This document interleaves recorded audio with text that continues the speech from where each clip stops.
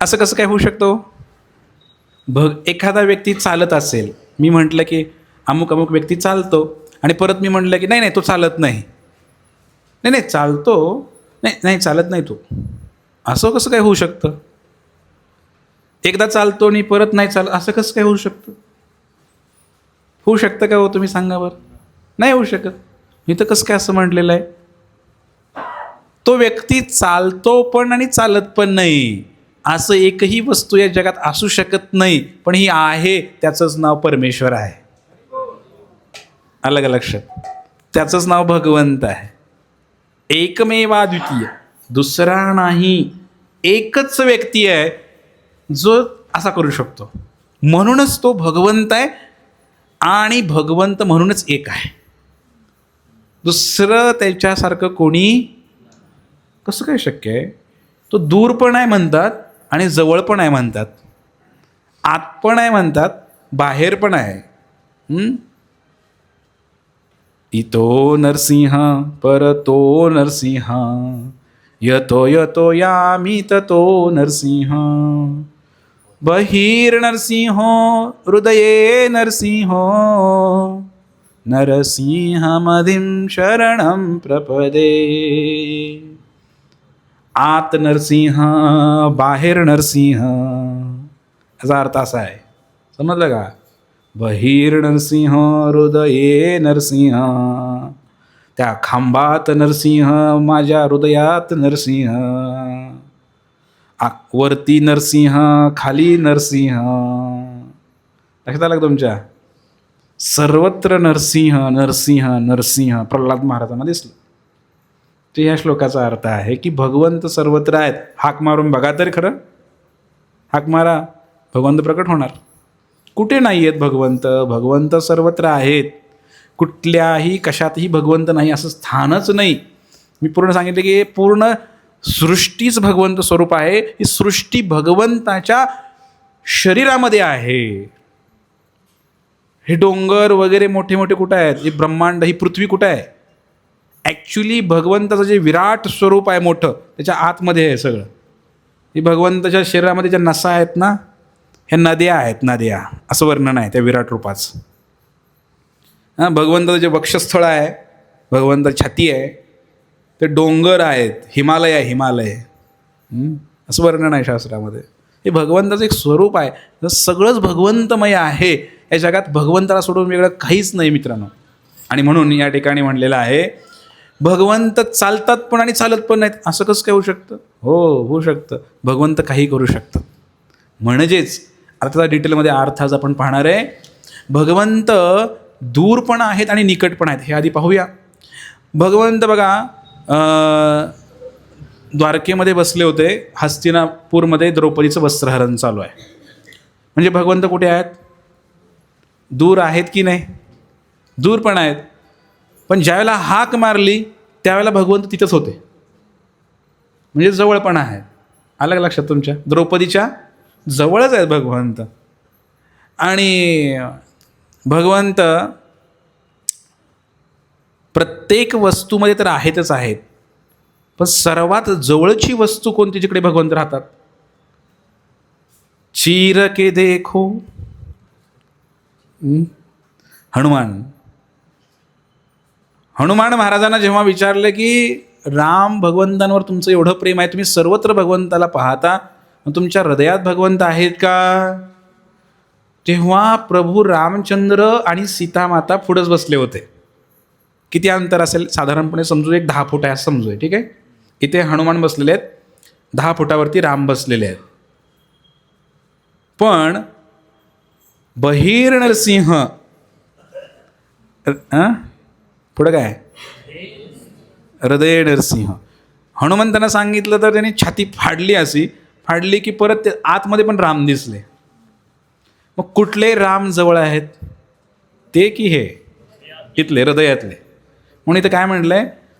सगळ्यात निकट सुद्धा तोच व्यक्ती आहे. या जगामध्ये सर्वात जवळ कोण आहे? आता बायको जरी घेतली, बायको इथं चिटकून उभं राहिले, पूर्ण चिटकून उभं राहिले, तरी पण अंतर आहेच की. किती अंतर आहे? एक केसाचं तरी अंतर, केसाचं एक चिटकून तुमचा एकदम प्रिय व्यक्ती जरी उभा राहिला, एवढ्या निकट नाही उभं राहू शकत, मध्ये गॅप हा राहतोच. एक केसाचा तरी गॅप राहील. पण भगवंत कुठे येऊन बसलेत? हृदयात. मग आता गॅप कुठे आहे? म्हणून या जगामध्ये सगळ्यात जवळचा व्यक्ती भगवंत आहे, तो तुमच्या हृदयात आहे. इथे असा हात लावा, लावा की काय घाबरते? इथे हात लावा. मोबाईल आहे इथं, मोबाईलला स्थान दिलं इथे. ज्यांचं जे वरच्या खिशात मोबाईल ठेवतात तिथले परमेश्वर परमात्मा रूपाने राहणारे निघून जातील बरं का. खाली ठेवायची सवय करा. इथे हात लावा, इथे हृदय आहे आणि त्या हृदयामध्ये परमात्मा स्वरूपाने अंगठ्याच्या आकाराचे भगवंत आहेत. किती? अंगठ्याच्या आकाराचे. आणि ते बसलेत का उभा राहिलेत? उभा राहिले भगवंत आहेत. त्याचं वर्णन शास्त्रामध्ये आहे. तर ते एक नाडी आहे, त्या नाडीमध्ये दिलेलं आहे, त्याचं नावसुद्धा दिलेलं आहे. अशा प्रकारे भगवंत प्रत्येकाच्या जवळ. तुम्हाला जर सगळ्यात विचारलं की तुमच्या जवळची व्यक्ती कोण आहे, पटकन उत्तर काय आलं पाहिजे? हे खरं उत्तर आहे. जवळची व्यक्ती सगळ्यात आधी काय तुम्हाला भाजलं तर कोणाला कळतंय? बघा, तुमच्या किती पण जवळची व्यक्ती असू द्या, तुमच्यावर कितीही प्रेम करणारी व्यक्ती असू द्या, पण त्याला लवकर कळत पहिल्यांदा त्या व्यक्तीला कळते. तुम्हाला चटका बसला की त्याला पहिल्यांदा कळतंय की अरे ह्याला चटका बसलेला आहे. किती जवळचा व्यक्ती आहे राव, त्याला आपण विसरलो आहे. म्हणून म्हणले सगळ्यात जवळ भगवंत आहेत आणि ते इथं बसलेले आहेत. भिवू नकोस, मी तुझ्या हृदयात आहे. पाठीशी नाही. पाठीशी म्हणलं की लांब आहे, गॅप आहे मध्ये. पाठीशी म्हणलं तर निकट नाही, हृदयात आहे म्हणले भगवंत. भिवू नकोस, तुम्ही तुझ्या हृदयातच आहे. म्हणजे इतक्या जवळ असणारा एकच व्यक्ती आहे, ते भगवंत हृदयात बसलेले आहे. म्हणून इथं म्हणलेलं आहे सगळ्यात जवळ पण तेच आहेत आणि सगळ्यात दूर पण तेच आहेत. किती दूर आहेत भगवंत? विचार केलं तर हे आकाश विचार करा. आकाशातनं पक्षी दिसतो का लांब गेला तर आपल्याला? हे आकाश म्हणजे ह्या पृथ्वीवरचं आकाश आहे. हे ब्रह्मांडामध्ये आहे आपण. याच्या पलीकडं ब्रह्मांड भेदून आध्यात्मिक जग आहे. त्या वैकुंठ आहे. त्या वैकुंठाच्या पलीकडं गोलोक आहे, जिकडे कृष्ण राधा राहतात. किती लांब आहे ते, अतिशय दूर आहेत, जे आपल्याला समजू शकत नाही, आपण त्याला पाहू शकत नाही उघड्या डोळ्याने. म्हणून सगळ्यात दूर असणारा व्यक्ती कोण? भगवंत. सगळ्यात जवळ असणारा व्यक्ती कोण? भगवंत. प्रत्येक वस्तूमध्ये आहेत आणि बाहेर सुद्धा आहेत. हे पण झाले आपलं. भक्त प्रल्हाद यांना जेव्हा विचारलं की तुझा भगवंत कुठे आहे, ते म्हणले सर्वत्र आहे. मग सर्वत्र आहे तर या खांबामध्ये आहे का तुझा भगवंत? म्हणले आहे. सर्वत्र आहे तर मग आता तुम्हाला जर विचारलं ना भगवंत सर्वत्र आहे का, हो म्हणणार तुम्ही. परत जर मी मोठ्याने आवाज करून विचारलं या खांबात आहे का, तुम्ही गप्प बसणार लगेच. बरोबर आहे का? हे मला माहीत झालं सगळं आता. तुम्ही काय करता ते. तसं त्या हिरण्यकशिपूने विचारलं तुझे भगवंत कुठे आहेत, तो म्हणला सर्वत्र आहे. म्हणजे या खांबात आहे का तुझा भगवंत? नारायण नारायण नारायण करतोस. म्हणले हो, सर्वत्र आहे तर खांबात का नसणार म्हणले. कारण त्यांना हृदयापासून उत्तर माहीत आहेत. त्याने अभ्यास केलेला आहे प्रल्हाद महाराजांनी. आणि मग ते म्हणले आहे खांबात म्हणल्यानंतर मग खांबा फोडला तर खरंच भगवंत निघाले. म्हणजे प्रत्येक वस्तूमध्ये भगवंत आहे. बरोबर आहे का? लक्षात आलं तुमच्या? अशी कोणती वस्तू आहे ज्याच्यामध्ये भगवंत नाहीत? प्रत्येक वस्तूमध्ये भगवंत आहे. आणि वस्तूच्या बाहेर पण भगवंत आहे. आता बघा ना, इथे भगवंत आहे, वस्तूच्या स्वरूपामध्ये भगवंत आहे, वस्तू आहे, याच्यामध्ये सुद्धा भगवंताचं स्वरूप आहे. हे धातू आहे. कारण भगवंताशिवाय वेगळं काही नाही, भगवंतापासूनच सगळ्या गोष्टी आलेल्या आहेत. लक्षात आलं का? सगळं भगवंताचं स्वरूप आहे. एका शौचालयामध्ये विष्ठेमध्ये जो किडा आहे वळवळ वळवळ करतोय, त्यात पण भगवंत आहे. त्या किड्याच्या आतमध्ये पण भगवंत आहेत. आलं का लक्षात तुमच्या? सर्वत्र भगवंत आहेत, असा या श्लोकाचा एकंदरीत अर्थ आहे. आणि मग पहिल्यांदा म्हणले भगवंत चालतात आणि चालतही नाही. हे कसं समजून घ्यायचं, त्यासाठी मी काही कथा सांगणार आहे. आज आपला विषय असा आहे मंडळीनो, की भगवंतांची आराधना कशा पद्धतीनं होते, विशेष करून मूर्तीपूजा, विग्रह आराधना ही कशी करायची. शास्त्रामध्ये श्रीमद भागवतामध्ये भगवान श्रीकृष्ण स्वतः 11व्या स्कंदामध्ये 27व्या अध्यायामध्ये 12 नंबरचा श्लोक आहे, त्यामध्ये भगवंत स्वतः सांगतायत की मी विग्रहाच्या रूपाने प्रकट होतो, मूर्तीच्या रूपाने प्रकट होतो. मग मूर्ती म्हणजे नेमकं काय, हे विग्रह म्हणजे काय, हे थोडं आपल्याला माहीत पाहिजे. तर श्लोक असा आहे, शैली दारुमयी लोभी लेप्या लेख्याच सैकती मनोमयी मणिमयी प्रतिमा अष्टविधा स्मृता. 8 प्रकारे मूर्ती बनवली जाऊ शकते. कोणती मूर्ती बनवली जाऊ शकते? 8 प्रकारे. शैली म्हणजे दगड. लक्षात ठेवा, हे पुढच्या प्रवचनाला विचारणार की 8 प्रकारे मूर्ती कशी बनते. दगडापासून मूर्ती बनवू शकते. आपण बघतो पाषाणाच्या मूर्त्या असतात, बरोबर आहे का. दारूमयी, दारू म्हणजे प्यायची दारू नाही, दारू म्हणजे लाकूड. जय जगन्नाथ. जगन्नाथपुरीमध्ये पाहिलं आपण, दारू ब्रह्म, लाकडापासूनही मूर्ती बनली जाते. विशेष करून आपल्याकडं ती प्रथा नाही, पण बंगालमध्ये लाकडापासूनच मूर्त्या बनतात. तर लव्ही, लोखंड, धातू, त्यामध्ये मग सगळे आले धातू. कोणते?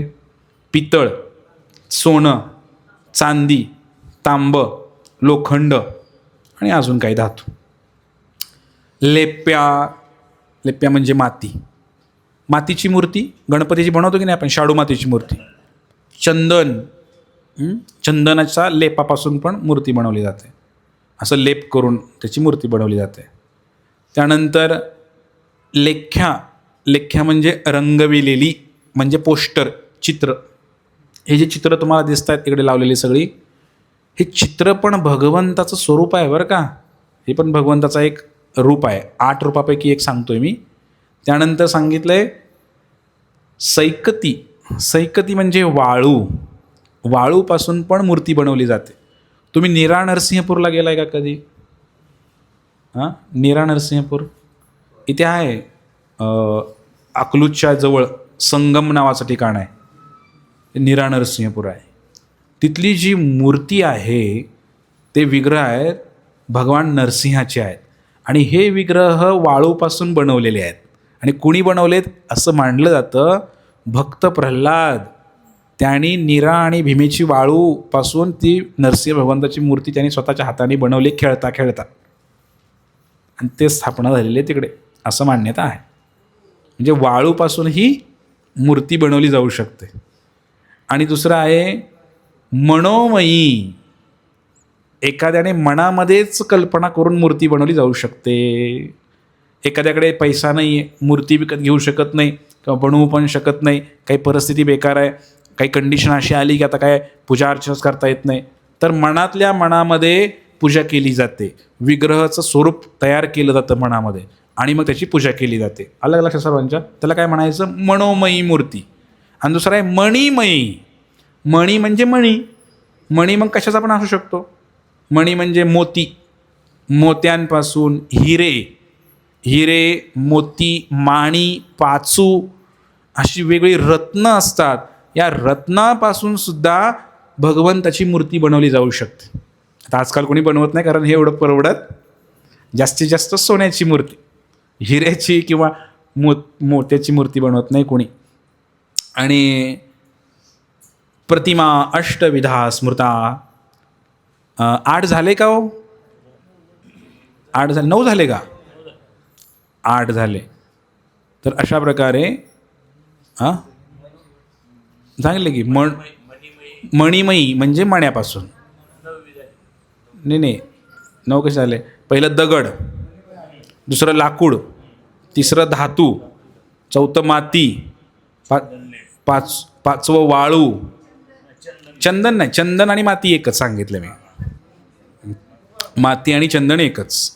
आणि 6वं मण, 7वं मणी आणि 8वं चित्र. हे चित्र अलग लक्षात सर्वांच्या.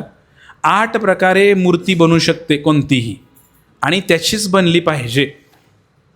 आणि मग त्याच्यामध्ये अनेक उपप्रकारसुद्धा आहेत. जीवगोस्वामी सांगतात की मूर्ती बनवताना तुम्ही त्याच्यामध्ये आजकाल वाळूपासूनच किंवा मातीपासून जो प्रकार बनतो, जसं प्लॅस्टर ऑफ पॅरिस, हा मातीचाच एक भाग आहे.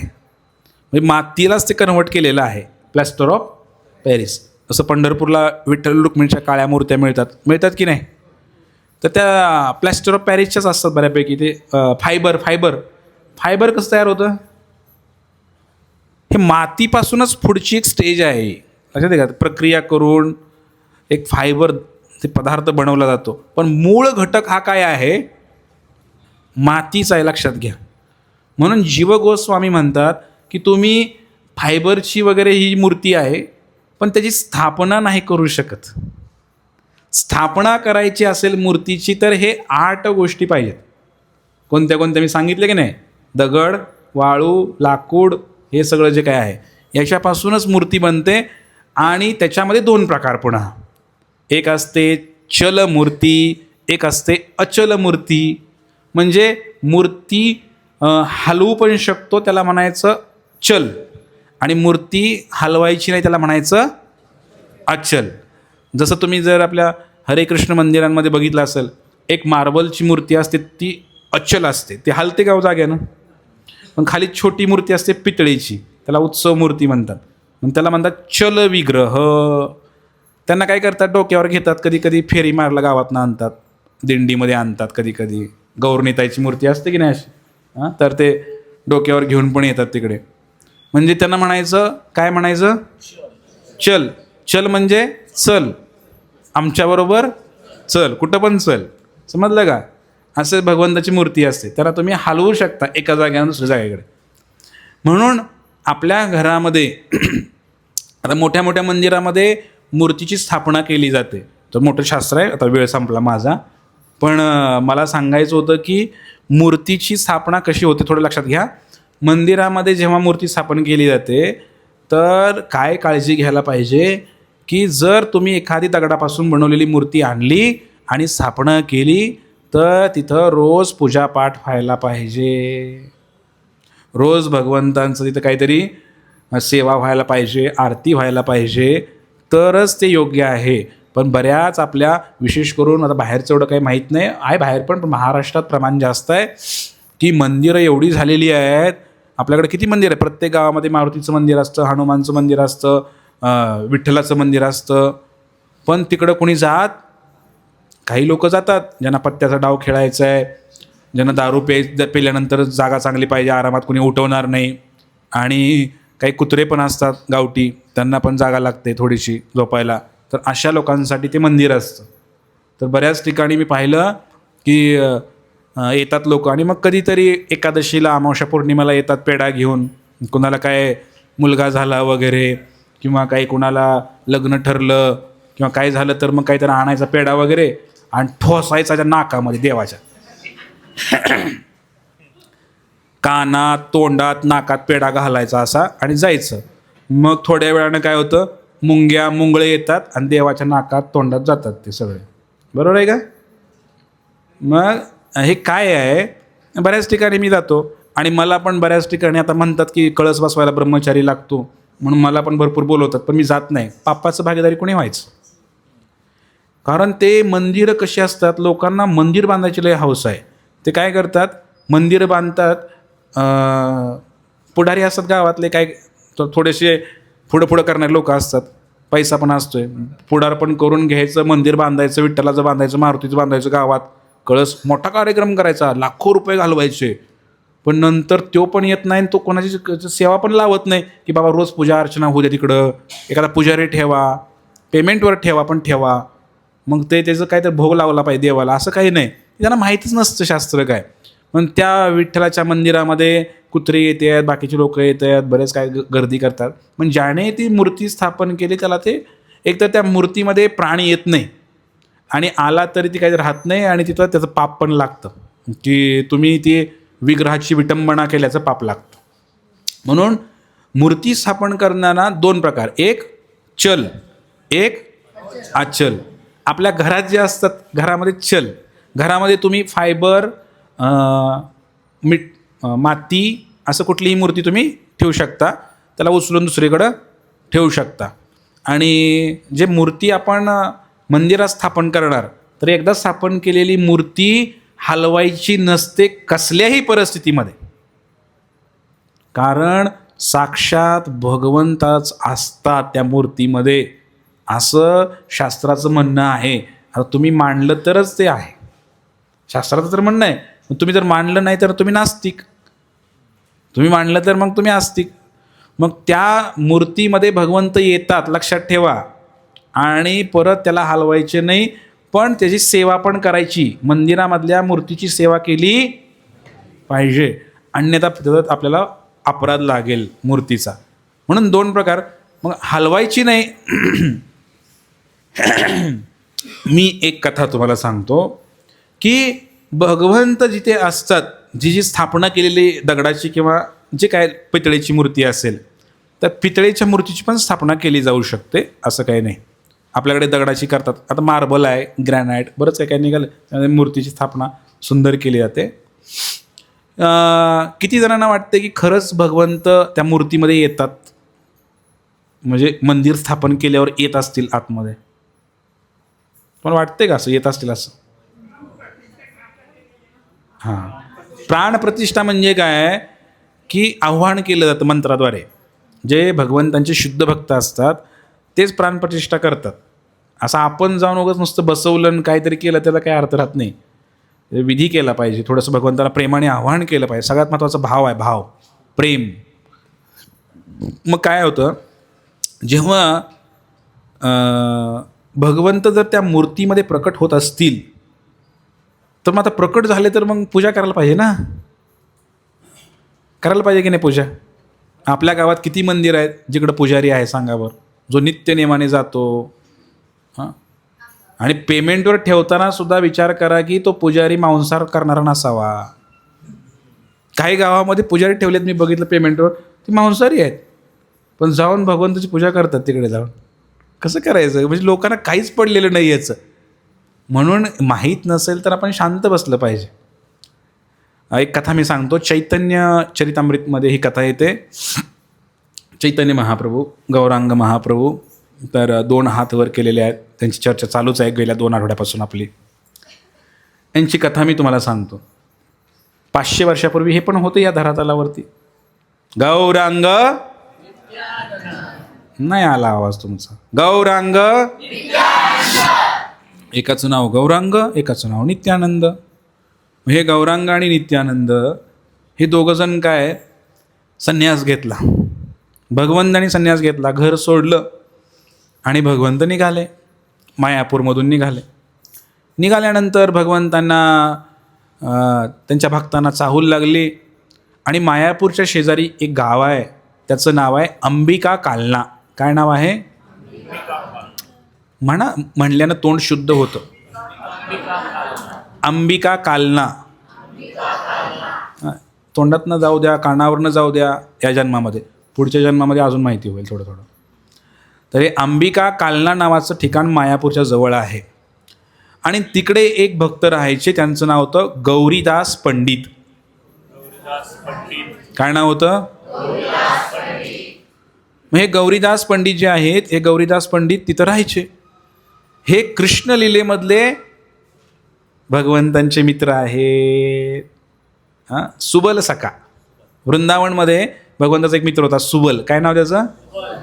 हा सुबल भगवंताचा मित्र, हाच आता 500 वर्षापूर्वी मायापूरमध्ये प्रकट झाला गौरीदास पंडितांच्या रूपाने. मग गौरीदास पंडितांना कळालं की अरे, चैतन्य महाप्रभूंनी संन्यास घेतलेला आहे आणि आता हे निघाले, आता आपली गाठ पडणार नाही, कारण संन्यासी पुन्हा गावाला माघारी येत नाही, घरी येत नाही. मग त्याने काय केलं, जाताना त्यांना अडवलं, त्या नित्यानंद प्रभूंना आणि गौरांग प्रभूंना, ह्या दोघांना अडवलं. म्हणले तुम्हाला मी सोडणार नाही, म्हणले संन्यास घ्या नाही तिकडं काय करा, तुम्हाला मी सोडणार नाही म्हणले. माझ्याच घरी राहायचं म्हणले इथं. मैत्री, मित्रप्रेम. भगवंताला धरून ठेवलं त्यांनी दोघांना पण. आणि धरून ठेवल्यानंतर भगवंत म्हणले, अरे आम्ही संन्यास घेतला, आम्हाला गेलं पाहिजे. ते म्हणले, ते मला माहीत नाही, इथं बसा म्हण. त्यांना बसवलं असेल दोघांना. ते म्हणले, संन्याशांना असं राहायला अलाउड नाही म्हणले लोकांच्या घरी. म्हणले आम्हाला जाऊ दे म्हणले. मग असं म्हणल्यानंतर ते म्हणले, नाही नाही नाही म्हणले, तुम्हाला इथं थांबायचं आहे. मग असं म्हणल्यानंतर ते म्हणले, एका सुताराला बोलव म्हणले. सुताराला बोलव म्हणले, आणि काय करतो, आमच्यापासून एक मूर्ती बनव म्हणले आमच्यासारखी, आणि त्या मूर्तीमध्ये आम्ही राहतो म्हणले. चैतन्य महाप्रभू म्हणले, त्या मूर्तीमध्ये आम्ही राहतो म्हणले. मग असं म्हणल्यानंतर हे म्हणले, तसलं काय नाही, तुम्हीच राहायचं म्हटले, मूर्ती वगैरे नाही म्हटले. मग तेव्हा ते म्हणले, अरे मूर्तीमध्ये आणि त्यामध्ये काय फरक नसतो, तू बोलव तरी खरं म्हणले, ते राहायचं की नाही नंतर बघू म्हणले. मग एक सुताराला बोलवलं. त्या सुताराला बोलवलं आणि सुताराने काय केलं, लाकडापासून लिंबाच्या 2 मूर्त्या बनवल्या, सेम अशा. हे जे उभा राहिलेत का दोघं जण, दिसतंय का तुम्हाला, गौरनीत आहे, अशा 2 मूर्त्या बनवल्या. मग 2 मूर्त्या बनवल्यानंतर हुबेहूब बनवल्या मूर्त्या, अशा 2 मूर्त्या बनवल्या. असं एकाला लपवावं दुसऱ्याला काढावं असं झालं. म्हणजे जिवंत भगवंत आहेत तिकडे प्रकट अवस्थेमध्ये, आणि त्यांचीच मूर्ती बनवली.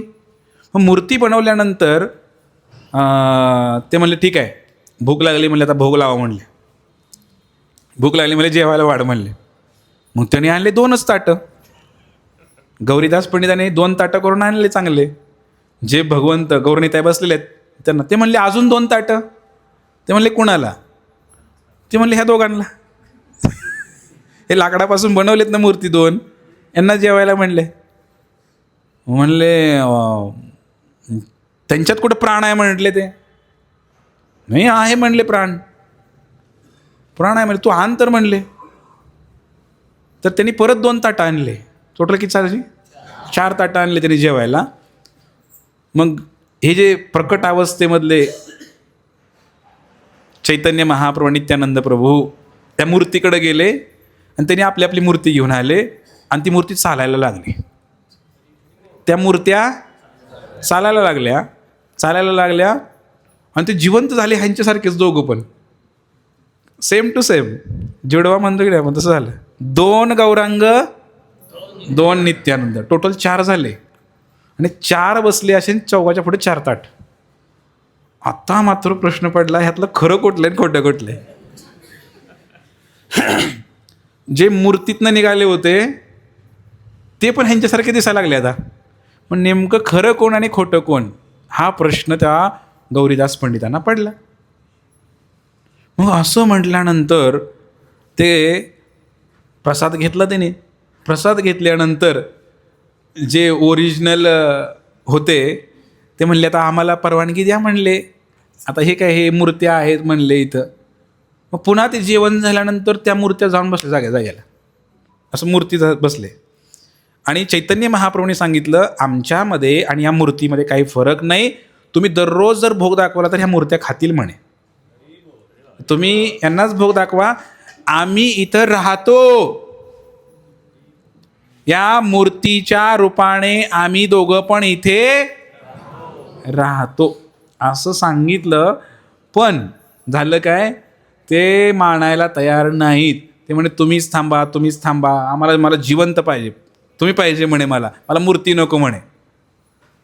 मग असं म्हणल्यानंतर ते म्हणले, ठीक आहे आम्ही थांबतो म्हणले, मूर्तीला जाऊ द्या म्हटले. नीट लक्ष द्या, आम्ही थांबतो म्हणले, या मूर्त्यांना जाऊ द्या म्हणे. मग हे येऊन खुर्चीवर बसले इकडं गौरांग नित्यानंद, आणि त्या मूर्त्यात चालायला लागल्या. त्या मूर्त्या चालत चालत बाहेर गेल्या 2, त्या आपण ह्यांच्यासारख्या दिसायला लागल्या, सेम टू सेम. आणि हे मूर्ती होऊन बसले इथं, जे जिवंत होते ते मूर्ती होऊन बसले. हे कन्फ्यूज झालेलं काय कळे ना, नेमकं कोण खरं आणि कोण खोटं आहे. अरे अरे अरे अरे म्हणले, तुम्ही थांबा, मूर्त्यांना जायला सांगितलं होतं. नाही म्हणे, त्या मूर्त्याच गेलेत म्हणे. मग परत त्यांना माघारी बोलवलं, ज्या मूर्त्या चालायला लागल्या होत्या त्यांना खाली बसवलं आणि हे जे मूर्ती झाले होते हे उठले, हे चालायला लागले, हे दोघं जण. ते म्हणले अरे तुम्ही थांबा म्हणले, मूर्त्यांना जाऊ द्या. आता मात्र कन्फ्युजन झालं चांगलं, मूर्ती कुठलं आणि खरं कुठलं. एकदा मूर्ती जिवंत होते, ती चालायला लागते, परत ती मूर्ती खाली बसते, जिवंत आहे ते चालायला लागतात. आणि मग चैतन्य महाप्रभूंनी सांगितलं, अरे आता तरी तुला कळालं का, मूर्तीमध्ये आणि आमच्यामध्ये फरक नाही. प्रतिमा नव्हे तुम्ही, साक्षात वजेंद्रनंदन, साक्षात कृष्णच आहेत. तुम्ही असं वेगळं समजू नका मूर्तीला. म्हणून मग आता मला सांगा, तुमच्या पुढे जर भगवंत प्रकट झाले तर त्याच्या नाकात तुम्ही पेढा ठोसाल का हो? हां, नाही ठोसणार. कुठं ठोसणार? तोंडात नाही, प्रेमाने असं तोंडाला लावणार फक्त, बरोबर आहे की नाही? म्हणून आपल्याला भगवंताचं दर्शन का होत नाही? आपल्याला भाव का प्रकट होत नाही? आपल्याला प्रेम का उत्पन्न होत नाही कृष्णाप्रती? कारण आपल्याला काय माहीत नाही, आपली भोळी भक्ती आहे ना, आपलं स्टँडर्ड हाय आहे, आम्ही भोळे भक्त आहे सगळे. हां, म्हणजे देवाला एक व्यक्तीच आहे, त्याला जेवायला लागतं, त्याला कपडे लागतात, ती थंडीमध्ये तर भगवंतांना थोडंसं उन्हाळ्यामध्ये पंखा लावावा. याच्यासाठी भगवंतानी हा विग्रह अवतार घेतलेला आहे. हा पण एक अवतार आहे, अवतार. हा विग्रह म्हणायच्याला काय म्हणायचं? म्हणून आपल्या या संस्कृतीमध्ये, शास्त्रामध्ये या मूर्ती पूजेला फार मान्यता आहे, या विग्रह पूजेला फार मान्यता आहे. ते फक्त दगडधोंडा नाही, तर साक्षात भगवंत असतात त्याच्यामध्ये. जर प्राणप्रतिष्ठा झाली असेल तर, आणि तसं मानायला पाहिजे. आणि त्याची व्यवस्थित, जसं माणसाची काळजी घेतो, लहान बाळाची काळजी घेतो, तसं भगवंताची काळजी घ्यायला पाहिजे, प्रेमाने आदान प्रदान करायला पाहिजे. आज कोणी तुळशीपत्र आणला, हात वरती करा. काही लोकांना अजूनही फरक पडलेला नाही. धवल बागल प्रभूजी, तर फाईन लावावं लागतं तुम्हाला. तुळशीचं पान आणायचं, कारण ती जी बसलाय वर ना, ते मार्बलची मूर्ती नाही, साक्षात कृष्ण आहेत. कल्पना करताय का तुम्ही? कल्पना करताय? साक्षात भगवंत आहेत. जर तुमची भावना असेल तर तुम्हाला दिसणार ते बोट हालताना.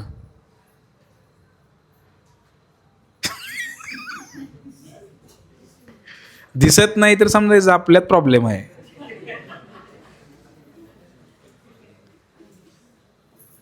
आलं लक्षात? भगवंत चालतात हे या कथेवरनं सिद्ध होतं की भगवंत चालतात, आणि भगवंत चालतही नाहीत जेव्हा ते मूर्तीमध्ये येतात, आणि त्यातून प्रकट झाले की चालायला लागतात. आणि प्रकट करण्यासाठी भावरूपी ठिणगी टाकावे लागते, लगेच चालायला सुरू करतात, प्रेमरूपी. म्हणून भगवंतांना आपण प्रेमाने आदानप्रदान करायला पाहिजे भगवंताशी. आणि विग्रह पूजा केलीच पाहिजे. घरामध्ये एखादी छोटीशी पांडुरंगाची मूर्ती असावी, श्रीकृष्णाची मूर्ती असावी, त्याला आंघोळ घालावी, त्याला कपडे घालावे, त्याला नैवेद्य अर्पण करावा, प्रसाद म्हणून आपण तो ग्रहण करावा, त्याला सुंदर काहीतरी तुळशीचा हार बनवावा, शृंगार करावा. हे आदानप्रदान केलंच पाहिजे, तेव्हा प्रेम उत्पन्न होईल भगवंतांचं. लक्षात आलं का तुमच्या?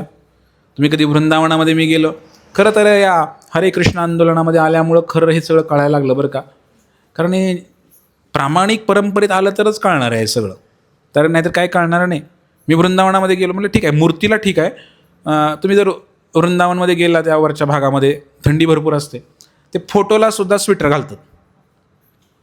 फोटो असतो, फोटो गुरुपरंपरा, आणि खाली फोटो असतात की आपले, त्या फोटोला सुद्धा पाठीमागना स्वेटर घालतात, त्या चारी बाजूनी स्वेटर घालतात. का? आपण असा विचार करत नाही. आपण म्हणतो मूर्तीला घालू, फोटोला घालायचं आहे. मग 8 प्रकार मी सांगितले की नाही, 8 मध्ये फोटो पण आहे ना. चित्राच्या रूपाने पण भगवंत आहेत. चित्र पण आपण हे नाही करायला पाहिजे. आता आम्ही इथे बॅनर छापतो का नाही, हे रामनवमीला, गोकुळाष्टमीला, ते मंडपवाले म्हणतात की महाराज आधीच सांगतात, मग चिटकवतो पण बॅनर आम्हाला पाहिजे. काम झालं ना तुमचं, ते पोस्टर बॅनरचं फाडलं, आम्ही फाडून घेऊन जाणार म्हणते. मग आम्ही त्यांना म्हणतो नको, कारण त्याच्यावरती सुद्धा कोण आहे? चित्राच्या रूपाने भगवंत आहेत ना मंडळीनो, आहेत ना? चित्राच्या रूपाने भगवंत आहेत की नाही? मग आपण कसं त्याला पायाखाली घ्यायचं, कुठंतरी घेणार ते टाकणार, कुठंतरी गाडीवर टाकणार, कुठंतरी टाकणार, बसायला घेणार खाली, भगवंत चित्र असतं. अलग लक्षात तुमच्या सर्वांच्या. आणि म्हणून आपण एक गोष्ट लक्षात ठेवायला पाहिजे की भगवंत जे आहेत हे 8 प्रकारे प्रकट होतात. आणि आपल्या घरामध्ये सुद्धा पितळेची म्हणा किंवा दगडाची म्हणा, फायबरची म्हणा, एखादी मूर्ती असावी आणि त्याच्याबरोबर आपण प्रेम करावं. इतकं प्रेम करावं, मीराबाईसारखं प्रेम करावं. मेरे तो गिरधर गोपाल दुसरं न कोई. एक संत आले मीराबाईच्या घरी, लहान मुलगी होती. मीराबाई म्हटली, त्यांच्याकडे एक सुंदर गोपाळाची मूर्ती होती श्रीकृष्णांची. तिला इतकी आवडली. ती म्हणली मला पाहिजे, रडायला लागले. त्या संतांनी तिच्या प्रेमापोटी तिला देऊन टाकली. तिचा जीव की प्राण झाला त्या मीराबाईचा. आणि ती घेऊनच फिरायची मीराबाई. आता दुसरा विषय, आता विषय वाढत जातो म्हणा हा खरं, पण मला म्हणायचं होतं की भगवंतांची जी मूर्ती आहे चल आणि अचल, तर बरेच लोक वृंदावनामध्ये आम्ही पाहिलं की मूर्तीला घेऊन पण फिरतात. तुम्ही पाहिलं? त्या गोपाळाच्या मूर्तीला बास्केटमध्ये वगैरे घेऊन फिरतात वगैरे. तर करायला पाहिजे की नाही असंही बऱ्याच जणांचा प्रश्न. तर एक लक्षात घ्या की अनेक परंपरा आहेत, परंपरेचे वेगळे नियम आहेत. तर आपल्या गुरूंच्या आदेशानुसार आपण ते ठरवू शकतो. पण एक जनरल जर पाहिलं आपण, तर भगवंतांचं माणसासारखी उपासना विधी व्हावी. तर मग तुम्ही त्याला अचल विग्रह असतील तर हलवता येत नाही. जसं आमच्या शरद बिहारींना कुठे घेऊन जायचं आम्ही आता, त्यांना काही जरी केलं तरी इथे हे चालूच ठेवावं लागतंय. माणूस मेला तरी जगला तरी काही जरी झालं तरी देवाला नैवेद्य लागणारच. आलं लक्षात? आणि काही जरी झालं, इथे भूकंप जरी झाला तरी देवाला नैवेद्य लागणारच. आलं लक्षात तुमच्या? काही जरी झालं तरी. पण छोटेशा घरातली मूर्ती असते तर आपण शेजारच्या घरी देऊ शकतो, आपल्याला कुठं जायचं आहे तर. पण किंवा बरोबर घेऊन जाणं कितपत योग्य आहे किंवा काय, तुमचा भाव जर चांगला असेल तर ठीक आहे. पण बरोबर घेऊन जर देवाची आपदा होत असेल तर मग अवघड आहे की नाही? तर बरेच जण फॅशन म्हणून आजकाल निघालेलं आहे. ते लड्डू गोपाळ छोटासा असते, कुठंतरी यूट्यूबला फेसबुकला बघितलेलं असते, माताजी लोक आपलं असं घेऊन बॅगे फिरते तर गोपाळाला. मग ह्यानी पण एक गोपाळ आणला लगेच, आणि मग त्याला घेऊन मग ते आपलं ती फॅशनच झाली आहे सगळे. राधे राधे आपलं ते त्याला सजवायचं, हे करायचं, घेऊन जायचं कुठंतरी मार्केटमध्ये फिरायला, आणि त्याला तिकडचंच गाड्यावरचा चहा पाजायचा, परत बिस्किट चारायचं तिथलं दुकानात घेऊन, असं ते सगळं चालू असते त्यांचं. एक माताजी होते आमच्याबरोबर वृंदावनला आल्या होत्या, त्यांच्याकडे छोटासा गोपाळ होता एवढा. मग घरी ठेवून यायला हवा होता किंवा कुणाला द्यायला हवा होता किंवा नीट घ्यायला पाहिजे होता. ट्रेनमध्ये किती अस्वच्छता असते तुम्हाला माहितीच आहे.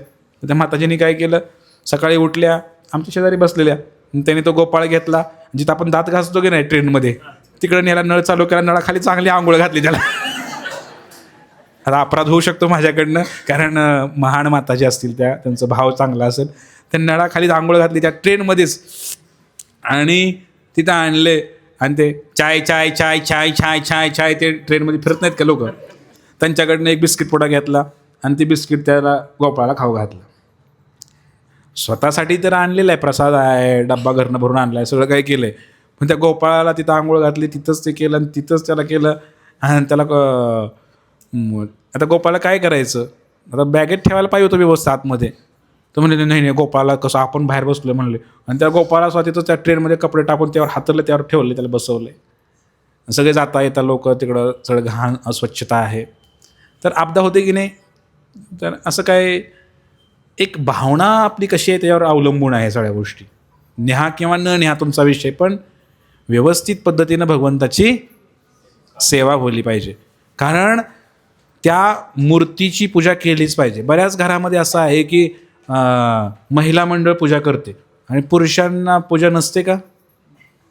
हां, आहे की नाही? असं आहे की नाही? म्हणजे माताजींनी केली की झालं, ते त्यांचं झालं. प्रभूजींनी सुद्धा भगवंताची वेगळी आराधना केली पाहिजे. किंवा माताजी जर अभिषेक करत असतील, मूर्तीला पुसून घेत असतील, तर प्रभूजींनी कमीत कमी त्याला कपडे घालावे, दोघांनी मिळून केलं पाहिजे.